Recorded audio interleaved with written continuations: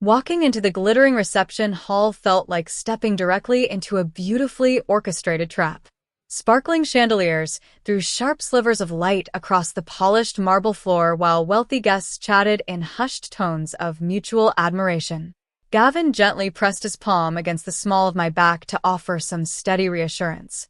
The elegant atmosphere felt suffocating, but I knew we belonged there because of everything we had built.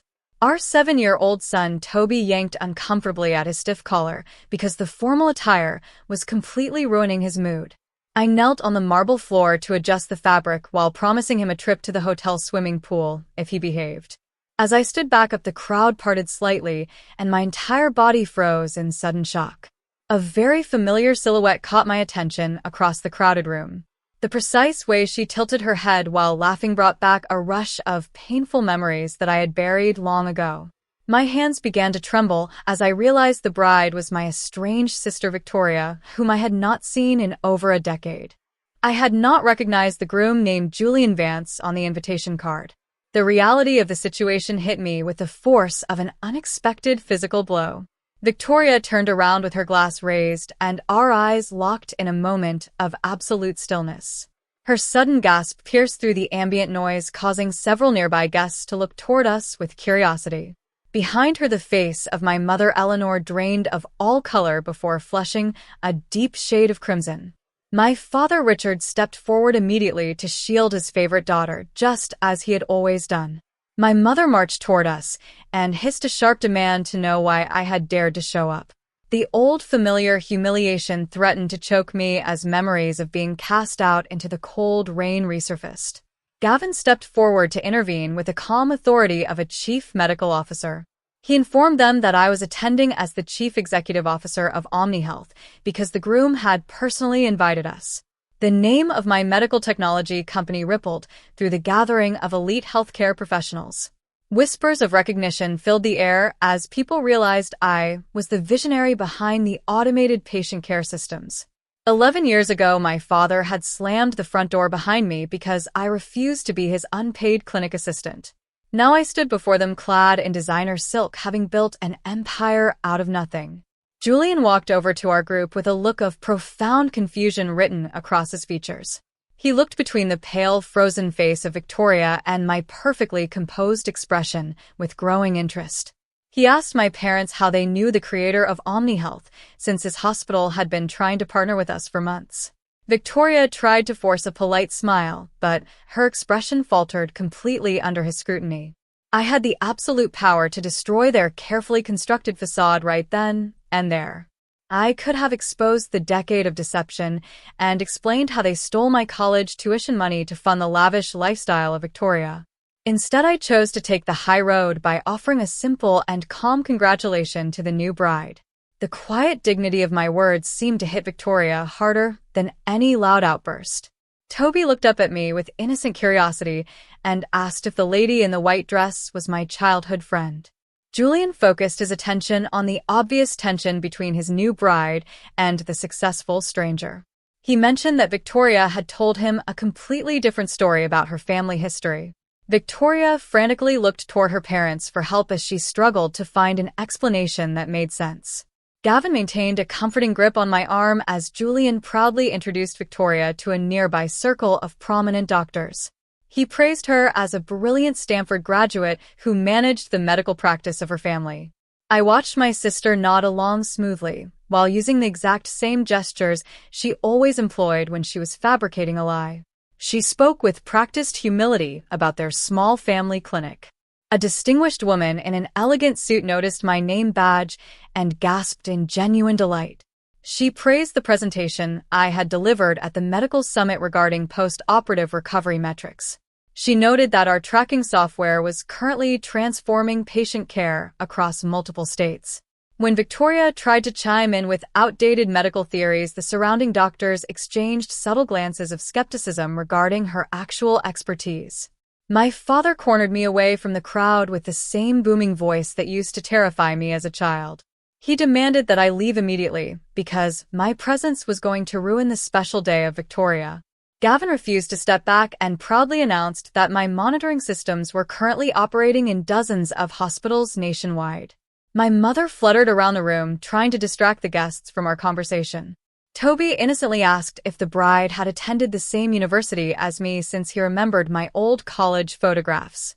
My father turned incredibly pale as Julian overheard the question and asked if I had also attended Stanford. I calmly confirmed my graduation year, while a nearby cardiologist praised my research on predictive algorithms. The immense weight of her own fabrications began to visibly crush the confidence of Victoria. Julian pulled Victoria into a corner of the ballroom where their intense whispers became highly visible. His face shifted from confusion to utter disbelief as Victoria desperately clutched at his sleeve to explain the discrepancies.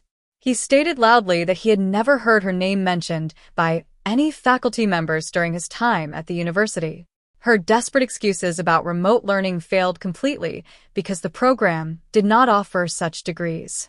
Julian turned away from his sobbing bride and walked directly across the room toward me with deliberate steps. He gently guided me to a quiet alcove filled with plush chairs so we could speak privately away from the prying eyes. He apologized profusely for the chaotic scene and confessed that he had no idea Victoria even had a sister. The hidden truth was finally coming to light after all these years. I calmly explained that I had finished my degree with the highest honors while working 3 grueling jobs to survive. I recounted the endless days of answering phones at a hospital desk and processing calls just to pay for my textbooks. Julian listened with a look of intense calculation as he realized the family had completely cut me off. I revealed that my entire inheritance had been secretly funneled into the education of Victoria.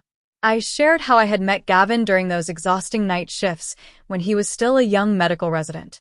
He had noticed my detailed sketches regarding healthcare administration, and we began collaborating on the software that founded OmniHealth.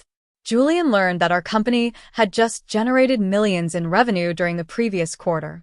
Across the room, my parents stood like frozen statues as they watched their empire of lies dissolve. My mother rushed over to interrupt us by claiming that an important guest was desperate to meet Julian. She cast a venomous glare in my direction and loudly remarked that I had always been intensely jealous of the achievements of my sister.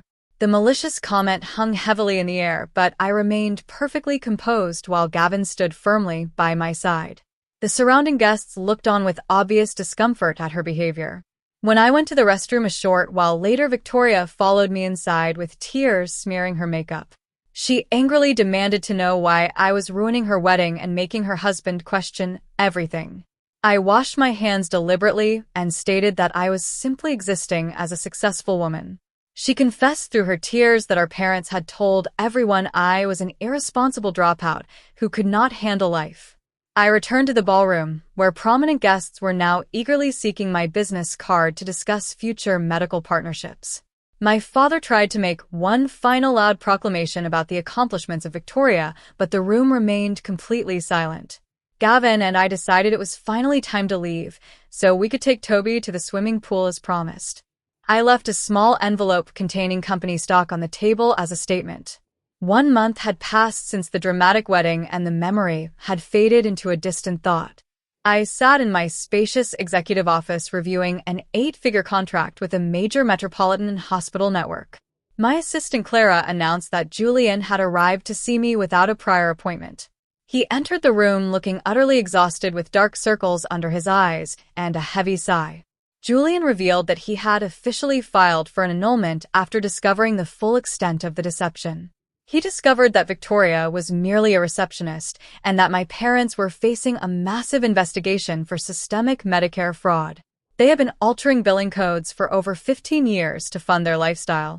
I listened quietly as he explained that he had turned the evidence over to the federal authorities.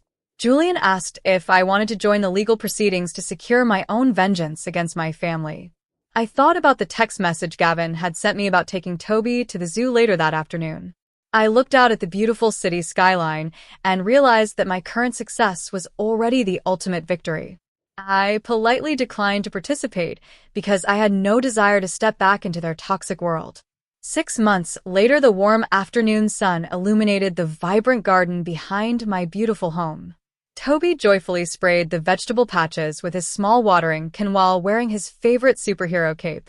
Gavin brought out fresh drinks, and we shared a quiet smile of profound contentment with the life we had built. The clinic of my parents had closed permanently, and Victoria had sent a letter offering a sincere apology for the past. I had recently established a massive medical scholarship to support students who lacked family resources to pay for college. Later that year, I saw Victoria at a technology conference holding an internship application for my company with quiet determination. I offered her a respectful nod before turning back to my loving husband and son. I had finally learned that moving forward does not require vengeance, because true peace comes from simply letting go.